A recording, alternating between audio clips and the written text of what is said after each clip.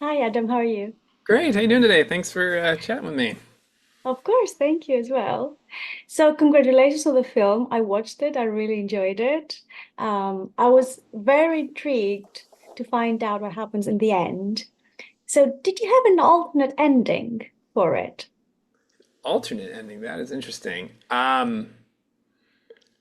No, I mean the earlier drafts of the script definitely had slightly different ways of how we got to the ending, but it had always pretty much been that ending, I guess you could say, because I think to tell a good story, you kind of have to know where it's going if you're gonna, if you're gonna write a story. So that was for me, that was really helpful to kind of know where, but how we would get there changed over time. But yeah, it was always sort of the same ending. Okay. And how did you go about writing it, directing it? What is your writing process like? And then your directing process like? Because you're wearing a lot of hats and you're producing it as well. Um, yeah, well, the story developed out of, I grew up in Phoenix, and the Phoenix Lights was a phenomenon that happened here in March of 1997, where thousands of people saw these strange lights over the state. It's still the largest mass UFO sighting to this day in the United States. And through the years, there's been a lot of documentaries about it, and it's never been quite explained. And I've always been a bit of a space nerd. Like I grew up in the era of Carl Sagan and the Voyager probes, and I really love stories that kind of have an element of space to them. Um, but then the characters, a lot of them grew out of my experience. I directed a documentary called The Business of Recovery about 10 years ago, which was about the addiction treatment industry, where I met a lot of individuals who were struggling with addiction. And, that experience had always kind of haunted me. And then I think as I was writing, it was just very present in my mind about what the challenges of the characters were going to be. I guess as far as directing it, I mean, it was fun to shift gears because once you're kind of done with I mean, the script continues to evolve all the way through when it being finished, but um, I just was trying to find the best cast I could. I mean, that's as a director, that's the biggest choice you can make is your cast. I mean, more than any other choice, like casting your casting your film. And finding Kat Cunning was obviously the biggest first choice, and they're amazing. I mean, Kat's a very talented actor and also musician. Kat also ended up collaborating on the music for the ending track with my composer. Kat does the vocals in that ending track Constellation. Um, and then finding Claire's brother, it was just a matter of finding the chemistry and then building trust so that when we got to the set, we were able to create these vulnerable moments.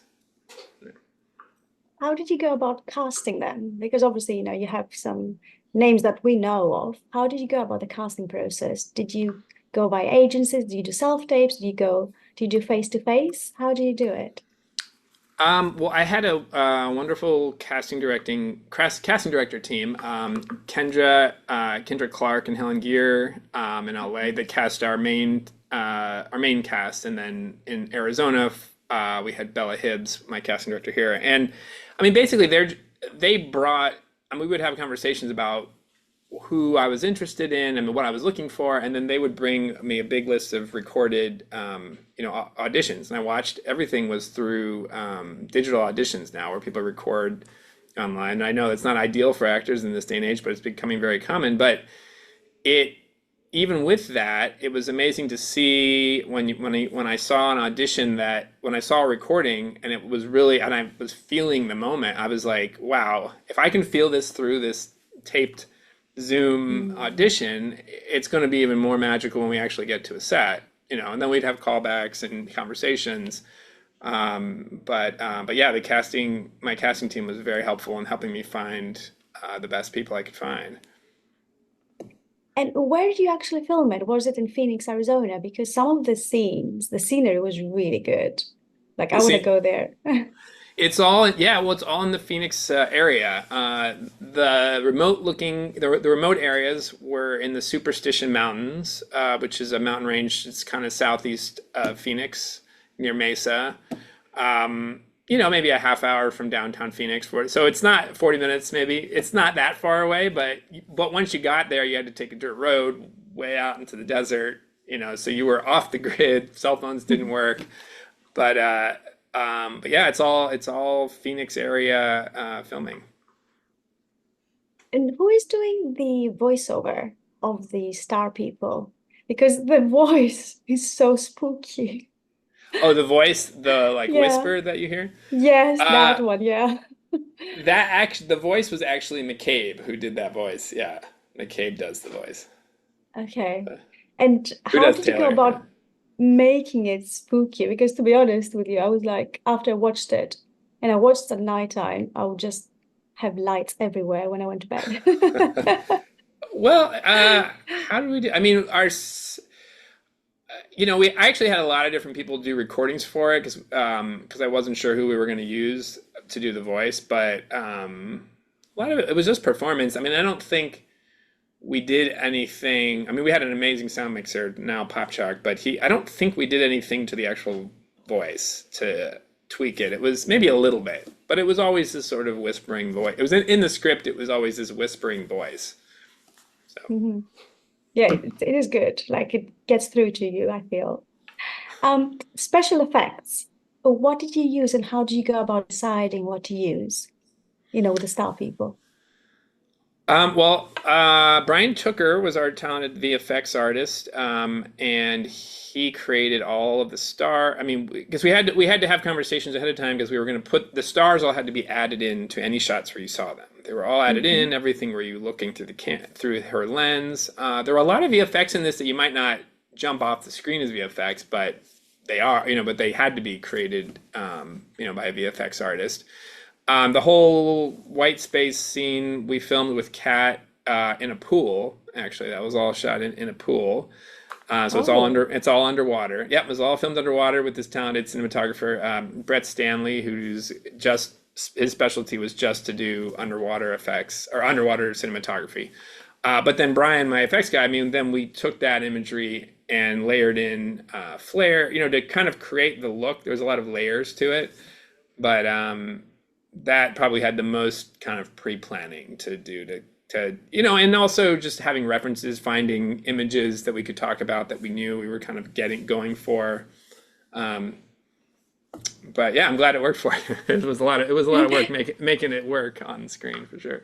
it did. It looked very natural. The whole thing Yeah, looked natural. it And it actually was. I have to give Kat credit for filming that because it was not easy to do those underwater shots. Like it was a lot. It was hours. I mean, that Mhm. was the longest. I would say the whole film we spent the most time on those shots because we were in a pool and every time you had to go underwater and then float. It was challenging. Yeah, yeah, I can understand that. What are the themes that you think your movie wants to bring out?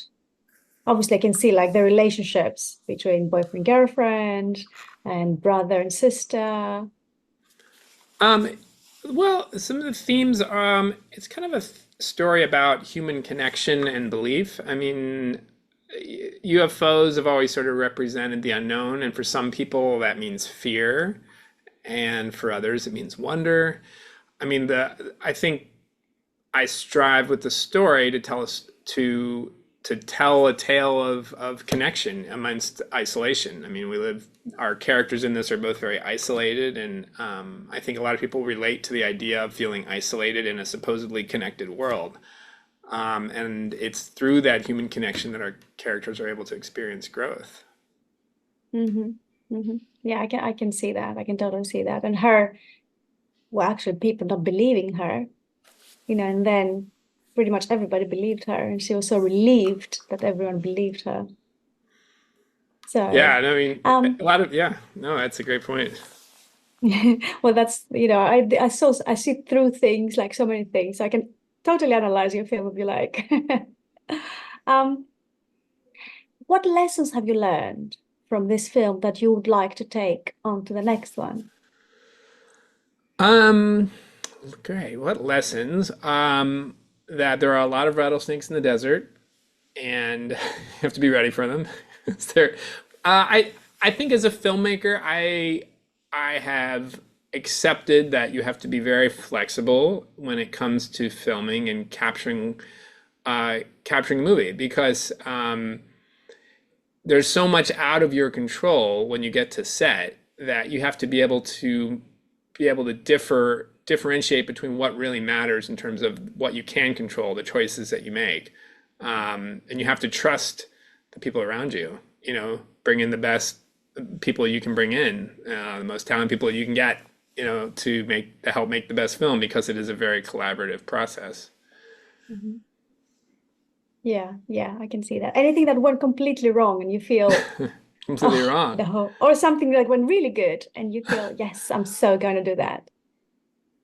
Well, there was some things that were interesting because like we weren't, a lot of the driving stuff in it was an actual car driving in the desert with a camera attached Mm. to it. Like they weren't green screened, they were like the car was actually bouncing around the desert with them. But there was one of the nights where we were supposed to have this big rig to do this driving stuff with them in the car at night, and we ran out of time and we had to get it fast. So we had to like fake it at night. So it wasn't actually, the car was not actually moving for the last driving night stuff. But I had to trust that the people around me knew how to make it look right because that wasn't how we wanted to shoot it, but we didn't have a choice because we wanted to finish the movie. So, so we kind of had to go with it, but it worked. It worked. Yeah, it did. It looked all natural. So, um, and finally, what are you planning to do next after this film? Are you planning to, apart from the cinema, are you planning to send it to any festivals? And do you have any other films on the horizon that you're planning to do? Yeah, well, we premiered this at the Dances with Films Festival in June, and it was a great reception at the festival, and then we have a release coming up, and I mean that was incredible. But I hoped, I mean I have another script I'm hoping to get made. It's a journey to get a film made for any Mhm. filmmaker, but absolutely hoping to do my next film as soon as I can. Okay, I wish you all the best with this film and for the next one as well. It was a pleasure to speak to you, and I really enjoyed watching it as well. So thank you Well, so much. thank you, Irina. It's a pleasure meeting you. Thank you. Take care.